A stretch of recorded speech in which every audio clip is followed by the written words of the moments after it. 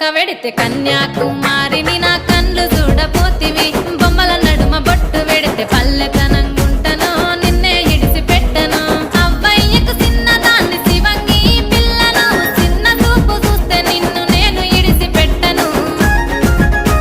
ఓ పిల్లగా అరరే ఓ పిల్లగా అమ్మో ఓ పిల్లగా వెంకటేశు చూడకపోతుంటవో కానకపోతుంటవో నా పిల్లగా వెంకటేశు చూడకపోతుంటవో కానకపోతుంటవో